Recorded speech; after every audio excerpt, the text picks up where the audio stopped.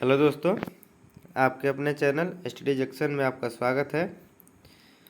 दोस्तों, कई दिनों से आपकी क्लास नहीं हो पा रही थी। इस मॉडर्न हिस्ट्री के 2 लेक्चर बचे हुए हैं। दोस्तों, आपको आवाज़ से पता चल रहा होगा मेरे गले में खराश हो गया था, अभी भी सही नहीं हुआ है, लेकिन आप लोगों के रिक्वेस्ट की वजह से क्लास शुरू करना पड़ रहा है।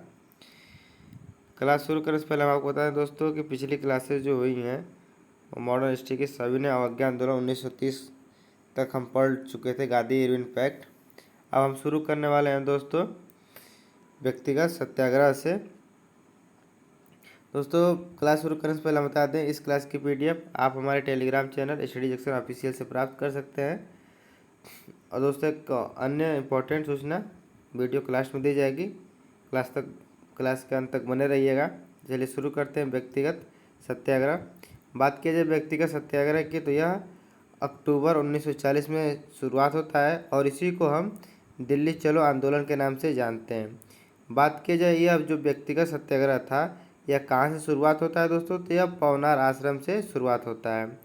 बात किया जाए कि इस व्यक्तिगत सत्याग्रह के मोस्ट इम्पॉर्टेंट क्वेश्चन है कि इसके नेता पूछे जाते हैं कि पहले व्यक्तिगत सत्याग्रही कौन थे, तो वो थे विनोबा भावे।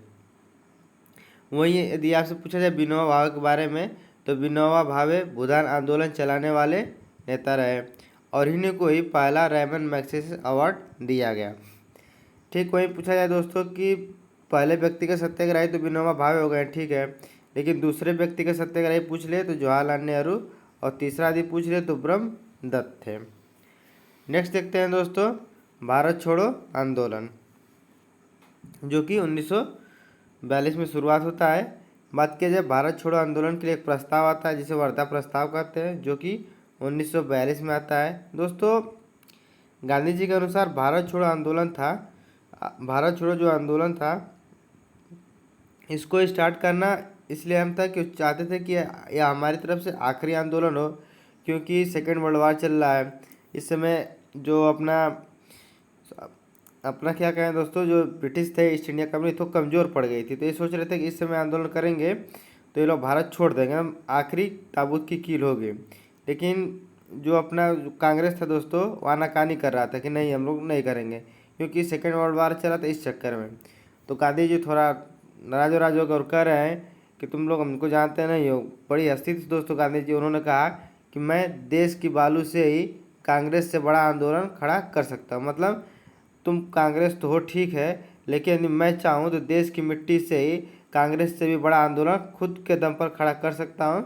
उसके बाद इन लोगों ने साथ देना शुरू किया और वहीं 8 अगस्त 1942 को बम्बई में एक स्थान है ग्वालियर टैंक, यहाँ से प्रस्ताव को पारित किया जाता है। और देखिए दोस्तों, गांधी जी को पूरा पता था कि जैसे ही हम लोग आंदोलन शुरू करेंगे हम लोग की गिरफ्तारी और अन्य नेताओं की भी गिरफ्तारी संभव होना है। इसलिए उन्होंने इस आंदोलन में कहा कि गांधी जी ने कहा कि करो या मरो का नारा दिया। मतलब इस आंदोलन का जो नेता होगा हर एक व्यक्ति स्वयं होगा। तुम इस आंदोलन को अपने दम पर चलाओ, इसमें डटकर लड़े रहो, करो या मरो। क्योंकि जानते थे कि इस आंदोलन के शुरू होते ही सभी नेताएं और मैं खुद गिरफ्तार हो जाएंगे, इसलिए आप सभी इस आंदोलन के नेता होंगे। और ठीक वहीं रात्रि सुबह 9 अगस्त 1942 की जो मॉर्निंग सुबह होती है 12 जो बजता है दोस्तों, उसको हम 00 कहते हैं, 0:0 AM। इसी को ही ऑपरेशन 0 आवर कहा गया। इसमें क्या होता है कि सभी बड़े नेता को गिरफ्तार हो जाते हैं, जैसा कि गांधी जी ने कहा था। और जो पूछा जाए आपसे गांधी जी को कहाँ पर रखा गया, किस जेल में, तो गांधी जी को पुणे के आगा खां पैलेस में रखा गया। एक नोट याद रखिएगा दोस्तों 9 अगस्त 1925 का, कि लखनऊ के पास काकोरी ट्रेन डकैती होती है और इसमें राम प्रसाद बिस्मिल, राजेंद्र लाहिड़ी, अशफाक उल्ला खां और चंद्रशेखर आज़ाद होते हैं। लेकिन इसमें राम प्रसाद बिस्मिल, राजेंद्र लाहिड़ी और अशफाक उल्ला खां गिरफ्तार हो जाते हैं, लेकिन आज़ाद जी भागने में कामयाब हो जाते हैं, गिरफ्तार नहीं हो पाते हैं। लेकिन करंट न्यूज़ ये है कि जो काकोरी ट्रेन डकैती हुई थी दोस्तों, इसको हाल ही में नाम परिवर्तित करके इसका नाम रख दिया गया है काकोरी ट्रेन एक्शन। दोस्तों, ये आंदोलन शुरू हो चुका था, उसके बाद इसके विरोध मतलब इसके सम्मान में अन्य जगह भी कुछ लोग अपना सरकार बनाने लगे। जैसे कि बलिया उत्तर प्रदेश में चित्तू पांडे ने अपनी पहली समानता सरकार चालू करी। समानता सरकार का मतलब एक तरफ तो ईस्ट इंडिया की सरकार चली रही है, तो उसी के पैरेलल में इन्होंने अपनी सरकार चालू कर दी। उसके बाद जो दूसरा आता है सतारा महाराष्ट्र। सरकारें हर जगह चालू हुई थी, अन्य जगहों पर भी, लेकिन कुछ हम इम्पोर्टेंट आपको बता रहे हैं। जो सतारा महाराष्ट्र की सरकार थी वो सबसे लंबी सरकार होने वाली थी। यह 2 साल तक लगभग चली। ये हमने गलत लिख दिया, 1942 नहीं 1943 होना चाहिए, आप नोट्स में सही कर लीजिएगा। 1942 से 1945 2 साल तक लगभग चला। और इसके अध्यक्ष में रहे वाई चौहान और नाना पाटिल। उसके बाद दोस्तों उषा मेहता आती हैं और वह बम्बई में भूमिगत रेडियो स्टेशन की शुरुआत करती हैं। नेक्स्ट देखते हैं दोस्तों शाही नौसेना विद्रोह। यह 1946 का विद्रोह है। इसमें क्या होता है कि एक नेवी होता है, नेवी शिप, उस पर क्या करता है एक विशिदत व्यक्ति थे, उन्होंने क्या किया कि उस शिप पर लिख दिया, उस शिप का नाम था नेवी शिप तलवार, उस पर उन्होंने लिख दिया क्विट इंडिया। विशिदत ने क्विट इंडिया लिख दिया और उनकी गिरफ्तारी हो गई इसी बात पर। और इनकी गिरफ्तारी के विरोध में MC खान के नेतृत्व में शाही नौसेना विद्रोह शुरू होता है फरवरी 1946 में। दोस्तों यहाँ तक हमने विद्रोह आंदोलन को पढ़ लिया है। एक तरह से मॉडर्न हिस्ट्री अब खत्म हो चुकी है, लेकिन हम अभी भी कुछ महत्वपूर्ण व्यक्तित्व, कुछ पुस्तकों को किसने लिखा है, कुछ नेताओं को उपनाम, ये सब अन्य चीज़ों को पढ़ने वाले हैं। तो अब हम देखते हैं व्यक्तित्व, कुछ ऐसे व्यक्तित्व जिनको हम जानना जरूरी है। जिसमें हम पहले बात करते हैं चापेकर बंधु की। चापेकर बंधु ने 1897 में प्लेग कमिश्नर रैंड और एयस्ट की गोली मारकर हत्या कर दी। और पूछा जाए कि प्लेग कमिश्नर रैंड और एयस्ट की गोली मारकर हत्या कर दी और यह हत्या कैसी थी, तो यह हत्या पहली राजनीतिक हत्या थी। क्वेश्चन पूछा जाता है कि पहली राजनीतिक हत्या किसने की, तो चापेकर बंधु ने की। नेक्स्ट देखते हैं श्यामजी कृष्णा वर्मा। श्यामजी कृष्णा वर्मा का लंदन में हाउस था। 1905 में नाम था उसका इंडिया हाउस। इसमें क्या होता था कि जो भी मतलब इंडिया में ईस्ट इंडिया कंपनी के विरोध में बम फोड़े जाते थे, कोई आंदोलन होता था, तो उसके करने के बाद बम फेंक कर ये लोग भाग जाते थे। भाग कर कहाँ रहते थे, तो लंदन चले जाते थे। लंदन में इसी हाउस में एक क्रांतिकारियों की शरण स्थली बन चुकी थी, ये आकर यहाँ पर रहते थे। बात करें दोस्तों जो श्यामजी कृष्णा वर्मा थे, इनकी एक पत्रिका थी। पत्रिका कौन सी थी, तो इंडिया सोशलिस्ट थी। नेक्स्ट बात करते हैं खुदीराम बोस की। दोस्तों खुदीराम बोस ने 1908 में किंग्सफोर्ड के काफिले पर बम फेंका और इस बम फेंकने के अपराध में इन्हें फांसी होती है। और खुदीराम बोस एक ऐसे व्यक्ति बने जो सबसे कम उम्र में इनको फांसी हुई, मात्र 15 वर्ष की उम्र। जिस वर्ष की उम्र में हम लोग अपना सिलेबस डिसाइड नहीं कर पाते हैं, उन्होंने फांसी अपने ऊपर ले ली।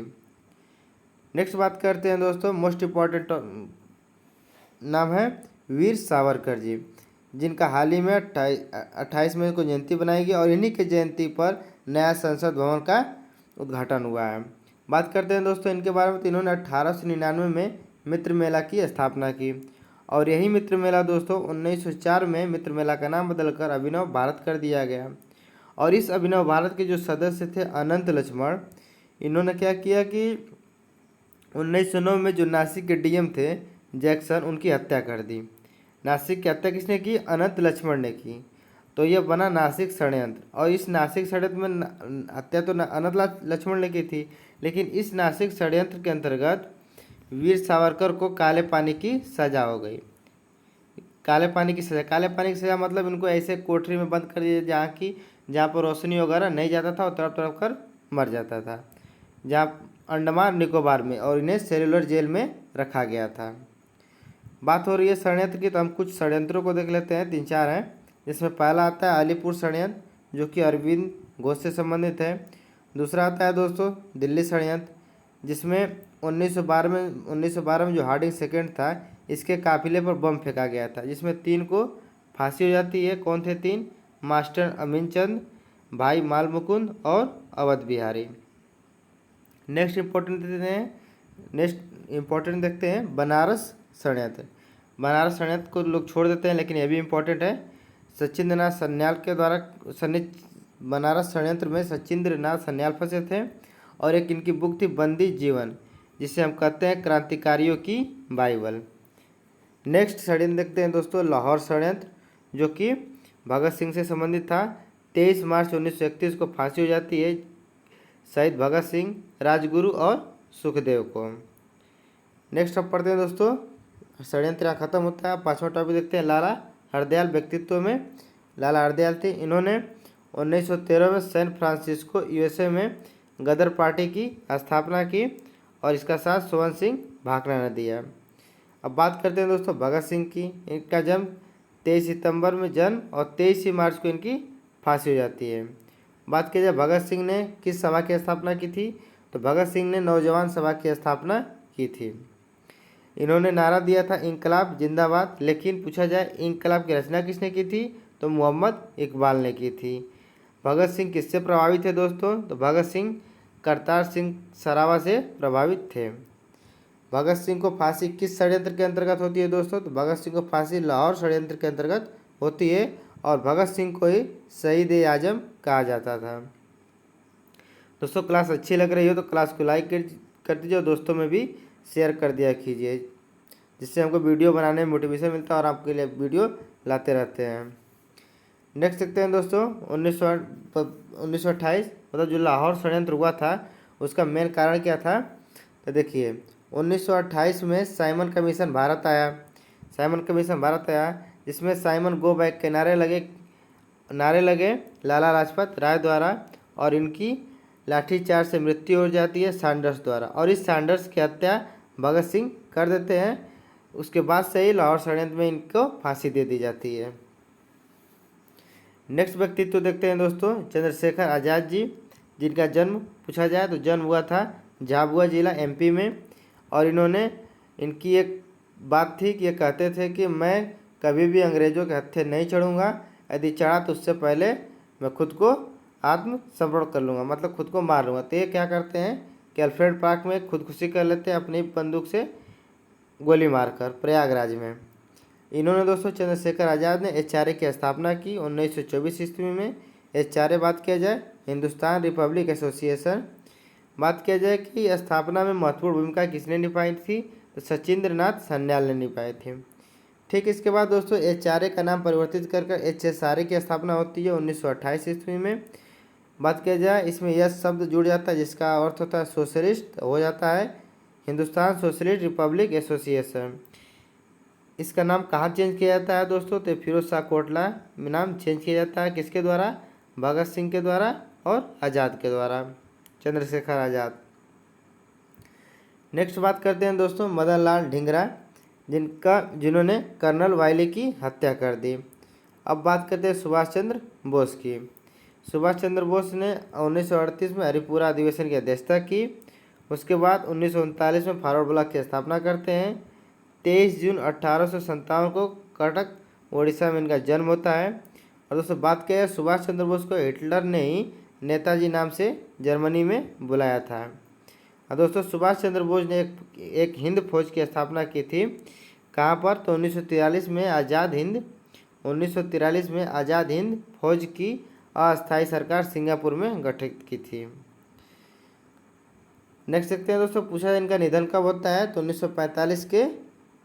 1945 में इनका निधन होता है। नेक्स्ट देखते हैं दोस्तों सूर्य सेन, मास्टरदा पत्रिका, इनका चटगांव शस्त्रागार को लूटने वाले यही थे। बात की जाए रास बिहारी घोष की, तो इंडिया इंडिपेंडेंस लीग की स्थापना जापान में होती है। नेक्स्ट बात करते हैं सी आर दास, 1923 में स्वराज पार्टी की स्थापना करते हैं। किसके सहयोग से, तो मोतीलाल नेहरू के सहयोग से स्वराज पार्टी की स्थापना सी आर दास चित्तरंजन दास जी करते हैं। दोस्तों ये तो व्यक्तित्व थे। अब हम पढ़ने वाले हैं स्वतंत्रता आंदोलन से संबंधित पुस्तकें। इन पुस्तकों से एक ना एक क्वेश्चन किसी न किसी एग्जाम में जरूर आ जाता है, जिसको आप रट लीजिएगा। चलिए शुरू करते हैं। पहला बुक है न्यू लैम्प्स फॉर ओल्ड, लेखक हैं अरविंद घोष, और अरविंद घोष के नाम पर ही दोस्तों अरविंदो आश्रम बना हुआ है। कहाँ पर, पांडिचेरी में।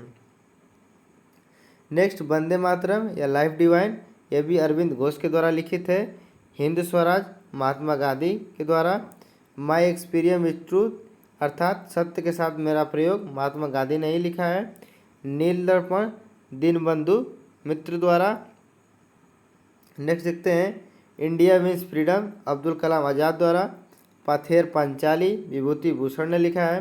इंडियन अनरेस्ट वैलेंटाइन सिरोल ने लिखा है। मैं नास्तिक क्यों हूँ यह भगत सिंह ने लिखा है। भारत एक खोज और अन्य विश्व इतिहास की झलक किसने लिखा है, जवाहरलाल नेहरू ने। दोनों को जवाहरलाल नेहरू ने लिखा है। नेक्स्ट देखते हैं आनंद मठ Bankim Chandra Chattopadhyay. The Indian struggle या on cross road Subhash Chandra Bose ने लिखा है। Poverty and on British rule in India दादा भाई नौरोजी ने लिखा है। डीवीएन गीता रहस्य इसको जेल में लिखा गया था, किसके द्वारा, बाल गंगाधर तिलक द्वारा। और next Arctic home in the ways, ये भी बाल गंगाधर तिलक द्वारा लिखा गया है। नेक्स्ट बात करते हैं दोस्तों इंडिया डिवाइडेड, इसकी रचना डॉक्टर राजेंद्र प्रसाद ने की थी। उसके बाद अनहैप्पी इंडिया लाला लाजपत राय द्वारा। और लास्ट देखते हैं दोस्तों नेशन इन मेकिंग, ये पुस्तक सुरेंद्र नाथ बनर्जी ने लिखी है। ये तो हमने पुस्तकों को देखा, कुछ इंपॉर्टेंट पुस्तक। अब हम कुछ महत्वपूर्ण नारों को देख लेते हैं। भारतीय स्वतंत्रता आंदोलन के प्रमुख नारे, एक भी क्वेश्चन छूटने नहीं चाहिए दोस्तों नोट से, हर एक टॉपिक को लिया गया है यहाँ पर। तो नारे की बात किया तो इंकलाब जिंदाबाद पीछे ही बताया है, भगत सिंह ने नारा दिया था। और दिल्ली चलो का नारा सुभाष चंद्र बोस ने दिया। करो या मरो या हे राम या भारत छोड़ो आंदोलन भारत छोड़ो का नारा किसने दिया, तो महात्मा गांधी ने दिया। नेक्स्ट बात करते हैं दोस्तों जय हिंद का नारा किसने दिया, तो सुभाष चंद्र बोस ने दिया। वेदों की ओर लौटो किसने कहा, दयानंद सरस्वती ने कहा। नेक्स्ट देखते हैं जय जवान जय किसान का नारा किसने दिया, लाल बहादुर शास्त्री ने दिया। जो कि यह नारा कब दिया था, तो 1965 में पाकिस्तान युद्ध के समय दिया था। दोस्तों ध्यान दीजिए, भारत छोड़ो का नारा महात्मा गांधी ने दिया, लेकिन उसी का अंग्रेजी ट्रांसलेट क्विट इंडिया का नारा यूसुफ मेहर अली ने दिया था। ये इंपॉर्टेंट चीज़ है। नेक्स्ट बात करते हैं मारो फिरंगी को नारा किसने दिया, मंगल पांडे ने दिया। कर मत दो बारदोली में यह नारा दिया गया था, पटेल जी द्वारा। नेक्स्ट देखते हैं संपूर्ण क्रांति जयप्रकाश नारायण द्वारा। विजयी विश्व तिरंगा प्यारा यह नारा किसने दिया, श्यामलाल गुप्त पार्षद जी ने। नेक्स्ट देखते हैं वंदे मातरम का नारा बंकिम चंद्र चटर्जी ने दिया था। स्वराज हमारा जन्मसिद्ध अधिकार है, यह भी तिलक जी ने दिया था। नेक्स्ट देखते हैं दोस्तों नारा सरफरोशी की तमन्ना अब हमारे दिल में, देखना है जोर कितना बाजुए कातिल में, नारा किसने दिया था, राम प्रसाद बिस्मिल जी ने। सारे जहाँ से अच्छा हिंदोसिता हमारा, इकबाल जी का नारा है। तुम मुझे खून दो मैं तुम्हें आज़ादी दूंगा, सुभाष चंद्र बोस का नारा है। साइमन कमीशन वापस जाओ, लाला लाजपत राय जी का नारा है। Who lives if India dies, Pandit Jawaharlal Nehru का नारा है। एंड लास्ट देखते हैं दोस्तों मेरे सिर पर लाठी का एक प्रहार अंग्रेजी शासन के ताबूत की कील साबित होगी, लाला लाजपत राय ने कहा था। नेक्स्ट बात कर लेते हैं दोस्तों वैलेंटाइन सिरोल ने कथन कहा था, लाइन कहा था, उस लाइन को देख लेते हैं क्या है नोट पॉइंट में, कि वैलेंटाइन सिरोल ने भारतीय अशांति का जनक किसे कहा है, तो वैलेंटाइन सिरोल ने भारतीय अशांति के जनक बाल गंगाधर तिलक को कहा है। नेक्स्ट देखते हैं दोस्तों नाम और उपनाम। मतलब दोस्तों जो बात की जाए कि जैसे राम मोहन राय थे तो इनको राजा की उपाधि दी गई थी, तो राजा की उपाधि किसने दी थी, तो अकबर सेकेंड ने दी थी। महात्मा गांधी को महात्मा की उपाधि किसने दी, तो रविन्द्रनाथ टैगोर ने दी थी। और गुरु रविन्द्रनाथ टैगोर को गुरु की उपाधि किसने दी, तो महात्मा गांधी ने दी। नेक्स्ट देखते हैं दोस्तों कि महात्मा गांधी को राष्ट्रपिता किसने कहा, तो सुभाष चंद्र बोस ने कहा। अर्धनंगा फकीर गांधी जी को किसने कहा था, तो विंस्टन चर्चिल ने कहा था। सुभाष चंद्र बोस को नेताजी किसने कहा था, तो हिटलर ने कहा था। सरदार पटेल को सरदार किसने कहा था, तो बारदोली की महिलाओं ने कहा था। नेक्स्ट देखते हैं कि स्वामी विवेकानंद को स्वामी किसने कहा था, तो खेतड़ी महाराज ने कहा था। डीबीएन या दादा भाई नौरोजी को वयोवृद्ध पुरुष या ग्रैंड मैन ऑफ इंडिया कहा जाता है। खान अब्दुल गफ्फार खान को सीमांत गांधी कहा जाता है। महात्मा गांधी को बाबा मलंग भी कहते हैं। और महात्मा गांधी को वन मैन बाउंड्री फोर्स किसने कहा है, तो माउंट बेटन ने कहा है। और लाला लाजपत राय को पंजाब केसरी या शेरे पंजाब कहा जाता है। नेक्स्ट देखते हैं मदन मोहन मालवीय को महामना कहा जाता है। श्री कृष्ण सिंह को बिहार केसरी कहा जाता है। टी प्रकाशन को आंध्र केसरी कहा जाता है। सरदार पटेल को लौह पुरुष बिस्मार्क ने दिया था। जैनुल आबदीन कश्मीर का अकबर। कालिदास को शेक्सपियर कहा जाता है। जमनालाल बजाज ये गांधी जी के पांचवें पुत्र के रूप में जाने जाते हैं। मोहम्मद अली जिन्ना को कायदे आजम कहा जाता है। अमीर खुसरो तोता हिंद कहा जाता है अमीर खुसरो को। समुद्रगुप्त ये भारत का नेपोलियन इसे कहा जाता है। एनसीएट का टॉपिक है, यहीं पर ले लिया गया है। जगजीवन राम वहाँ भी समझ लेंगे, जगजीवन राम को बापूजी कहा जाता है। नेक्स्ट देखते हैं कि भगत सिंह को शहीद आजम कहा जाता है। बाल गंगाधर तिलक को लोकमान्य कहा जाता है दोस्तों। जयप्रकाश नारायण को लोकनायक कहा जाता है। राजगोपालाचारी को राजाजी कहा जाता है। एंड सरोजिनी नायडू को भारत कोकिला और नाइटिंगेल ऑफ इंडिया कहा जाता है। और शांति पुरुष लाल बहादुर शास्त्री को कहा जाता है। देशबंधु चित्तरंजन दास को कहा जाता है। नेक्स्ट देखते हैं दोस्तों, दीनबंधु CF एंड्रयूज को कहा जाता है। Bangabandhu Sheikh Mujibur Rahman. Man of destiny Napoleon. And last देखते हैं दोस्तों, सूर्यसेन को मास्टर दा कहा जाता है। दोस्तों ये उपनाम थे। अब हम लास्ट टॉपिक देख लेते हैं दोस्तों, महत्वपूर्ण विद्रोह, जो कि किसी न किसी एग्जाम में पूछ लिया जाता है। 10-12 विद्रोह हैं, उनको आप देख लीजिएगा कि रामोसी विद्रोह महाराष्ट्र में हुआ था 1882 में। नील विद्रोह बंगाल में हुआ था, दिगंबर विश्वास ने शुरू किया था, 1 साल चला, 1859 से 60 तक। सन्यासी विद्रोह बंगाल बिहार में होता है। पाइका विद्रोह दोस्तों उड़ीसा में होता है जगबंधु द्वारा। कोल विद्रोह 1831 से 32 साल तक चलता है। और छोटा नागपुर पठार झारखंड में हुआ था। और एक करने वाले कौन थे, तो बुद्ध भगत करने वाले थे। संताल विद्रोह 1855 से 56 में होता है, झारखंड में होता है। सिंधु और कान्हा ने किया। नेक्स्ट देखते हैं दोस्तों, मुंडा विद्रोह 1899 से 1900 में होता है। इनको बिरसा मुंडा ने किया, इनको धरती बाबा भी कहते हैं। और मुंडा विद्रोह को मान विद्रोह या उल गुलान भी कहते हैं। कुका विद्रोह पंजाब में होता है। और कुकी विद्रोह दोस्तों मणिपुर में होता है, जेदानोंग और रानी गैंडल्यू के द्वारा। पाबना विद्रोह बंगाल में होता है, ईशान चंद्र राय के द्वारा। नेक्स्ट देख लेते हैं दोस्तों, बिजोलिया आंदोलन मेवाड़ राजस्थान में हुआ था। दोस्तों बिजोलिया आंदोलन मेवाड़ राजस्थान में हुआ था, साधु सीताराम और विजय सिंह पथिक के द्वारा। मोपला विद्रोह केरल में हुआ था 1921 में। तेभागा आंदोलन 1946 में बंगाल में होता है, 1/3 भूमि के उपज के लिए होता है। सेकेंड लास्ट देख लेते हैं दोस्तों, वायकॉम सत्याग्रह साउथ इंडिया में के कलेप्पन द्वारा। एंड लास्ट देख लेते हैं, खोंड विद्रोह दोस्तों उड़ीसा के द्वारा। दोस्तों क्लास यहीं तक थी। दोस्तों सूचना यह है कि चूँकि जियोग्राफी शुरू हो चुका दोस्तों, वर्ल्ड जियोग्राफी, तो शाम को क्लास वर्ल्ड जियोग्राफी की भी आएगी। और बता दें आपको कि जो मॉडर्न हिस्ट्री की क्लास है, मॉडर्न हिस्ट्री की एक लास्ट क्लास बची हुई है। इस लास्ट क्लास में दोस्तों हम पूरे मास्टर हिस्ट्री खत्म हो जाए। जो लास्ट क्लास आएगी दोस्तों वो रिवीजन क्लास होगी, एक तरह से कहिएगा तो सिनॉप्सिस होगा दोस्तों, पूरा शॉर्ट नोट्स होगा, उसको हम डिटेल में चर्चा करेंगे नेक्स्ट अगले दिन दोस्तों।